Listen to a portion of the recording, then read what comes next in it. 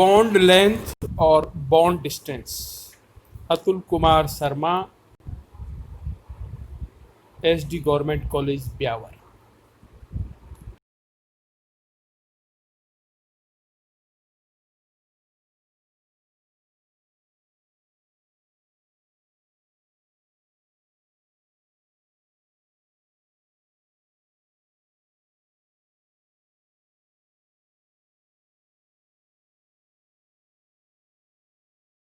त्रिज्याओं का योग उसकी बंद लंबाई के बराबर होता है, जैसा कि हम डायग्राम 1.14 में देख रहे हैं।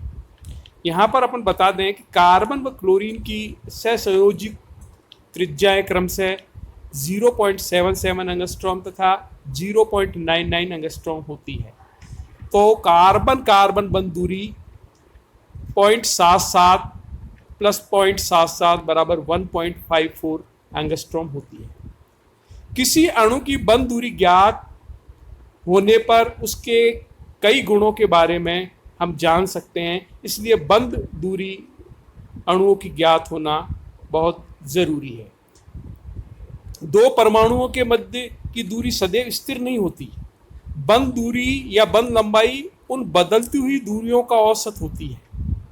कुछ इम्पॉर्टेंट बंध की दूरी हमने टेबल नंबर 1.1 में बताई कि double bond, single bond, nitrogen, sulphur, chloride, bromide, iodide की किस प्रकार से है, और इसी प्रकार से कुछ टेबल पॉइंट 1.2 में हमने सहसंयोजक बंधों की औसत बंध लंबाई के बारे में डिस्कस किया है।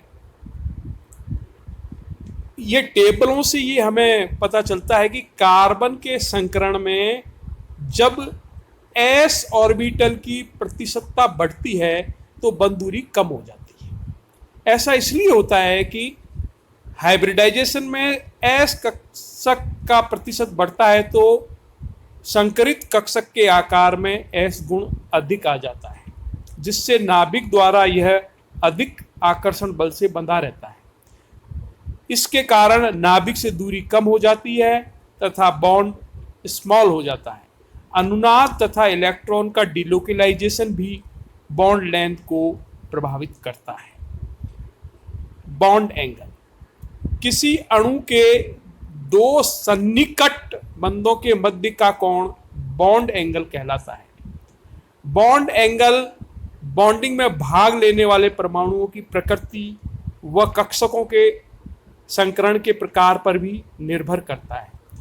उदाहरण के लिए यदि हम देखें sp3 हाइब्रिडाइजेशन में 109-28, sp2 हाइब्रिडाइजेशन में 120, sp हाइब्रिडाइजेशन में 180 डिग्री के कोण पर बंध बनते हैं। sp3 हाइब्रिडाइजेशन में 109-28 का आदर्श कोण केवल उस स्थिति में बनता है जब इसके साथ जुड़े हुए चारों समूह बिल्कुल समान हो, यानी कि मैथेन की स्थिति यदि है, CH3 है, तब उसकी CH4 मैथेन उसकी स्थिति में ही ये बनेगा, न कि नियोपेंटेन जैसे बनाएगा उसमें भी एक बनेगा, कार्बन टेट्राक्लोराइड में भी ये सेम बनेगा, क्योंकि इनमें जुड़ने वाले जो परमाणु हैं वो सेम है, समूह बिल्कुल सेम। लेकिन यदि sp3 हाइब्रिडाइजेशन में कार्बन से जुड़ी हुई चारों संयोजकताएं भिन्न भिन्न समूह से है तो कोण थोड़ा सा विचलित हो जाता है, जैसा कि हम देख रहे हैं 2 ब्रोमो प्रोपेन में। इस 2 ब्रोमो प्रोपेन में हम देख रहे हैं किस प्रकार से ये विचलित हो जाता है, और हम देख सकते हैं कि यहाँ पर हम यदि देखेंगे तो ये किस प्रकार से विचलित हो रहा है। ये CH3 से जुड़ा हुआ C से जुड़ा हुआ H, CH3 Br, ये 114 2 हो गया है, जबकि 109-28 का बॉन्ड एंगल होता है। इसी प्रकार से अपन ये मान सकते हैं कि इसी प्रकार से sp2 और sp संकरित कार्बन परमाणु के साथ जब भिन्न भिन्न परमाणु जुड़े होते हैं तब भी बॉन्ड एंगल में इसके फर्क आता है। इसका कारण होता है भिन्न भिन्न परमाणुओं की भिन्न भिन्न विद्युत ऋणता। विद्युत ऋणताओं में परिवर्तन के कारण उनके बॉन्ड एंगल में भी परिवर्तन आ जाता है। sp3 संकरण हो तो संकरण में भाग लेने वाले एक s 3 p ऑर्बिटल होते हैं। संकरण के पश्चात जो 4 नए कक्षक बनते हैं वे परस्पर बिल्कुल समान नहीं होंगे, उसमें बिल्कुल सही 25% s और 75% p गुण नहीं होंगे, वरन यह मात्रा अलग अलग होती है। इस कारण कार्बन परमाणु के साथ जुड़ने वाले चारों परमाणु भिन्न भिन्न विद्युत ऊर्जा वाले हैं, अतः उनसे इलेक्ट्रॉन के प्रति आकर्षण भी अलग अलग होता है। जब कार्बन परमाणु किसी ऋण विद्युतीय परमाणु से जुड़ा होता है तो उसके इलेक्ट्रॉन अधिक बल से जुड़े हुए होते हैं। इसके कारण से बंध के कक्षक में p गुण बढ़ जाते हैं और इसके कारण से p कक्षक बढ़ जाएंगे, अन्य कक्षकों में x गुण बढ़ जाएंगे, क्योंकि s व p की कुल मात्रा तो निश्चित है, यानी कि 100% है। 25-75% दो ब्रोमोप्रोपेन में बंध बॉन्ड कोण बढ़ने का यही कारण है।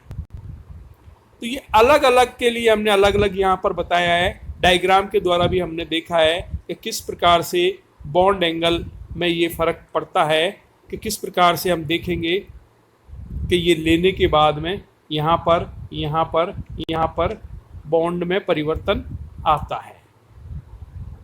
तीनों का हाइब्रिडाइजेशन sp3 होता है, चाहे जल हो चाहे H2S में, लेकिन वह अमोनिया में तीनों के हाइड्रोजन तीनों कक्षकों में हाइड्रोजन जुड़ा हुआ है और बचे हुए में लॉन पेयर इलेक्ट्रॉन रहते हैं। सबसे कम विद्युत ऋणता वाले मान सकते हैं जो कक्षक हाइड्रोजन परमाणु से जुड़े होंगे उनमें p गुण बढ़ जाएगा। धन्यवाद।